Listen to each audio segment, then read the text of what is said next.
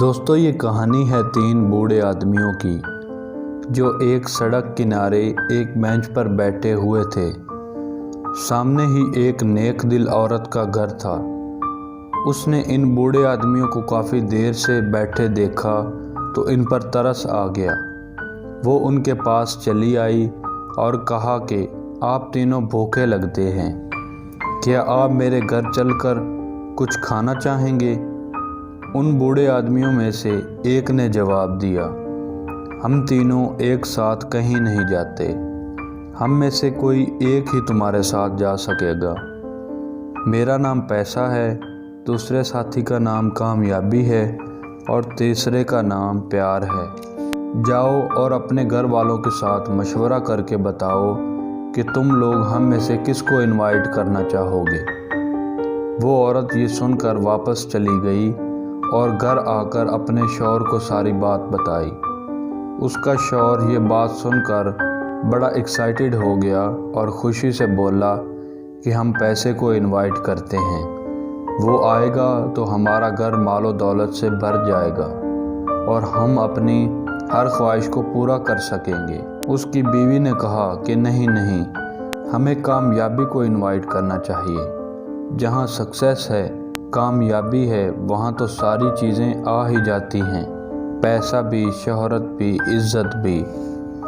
ان کی چھوٹی بیٹی بھی یہ ساری باتیں سن رہی تھی۔ وہ بھاگتی ہوئی آئی اور ضد کرنے لگی کہ پیار کو اندر بلائیں، اگر پیار ہمارے گھر آئے گا تو ہمارے گھر خوشیاں اپنے آپ آ جائیں گی۔ اس کے ہسبینڈ نے اپنی بیٹی کی بات مان لی اور بیوی سے کہا، جاؤ پیار کو انوائٹ کرو۔ وہ عورت باہر گئی اور بوڑھے آدمیوں میں سے پوچھا کہ تم میں سے پیار کون ہے، وہ میرے ساتھ اندر آ جائے۔ ایک بوڑھا آدمی اٹھا اور اس کے ساتھ چلنے لگا۔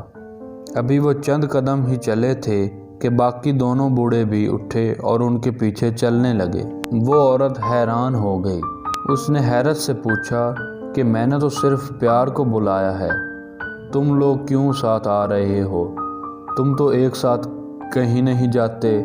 تو انہوں نے جواب دیا کہ یہی تمہاری آزمائش تھی، اگر تم پیسے کو یا کامیابی کو انوائٹ کرتی تو ہم دونوں باہر ہی رہتے، لیکن تم نے چونکہ پیار کو بلایا ہے تو جہاں پیار جائے گا وہاں ہم سب جائیں گے۔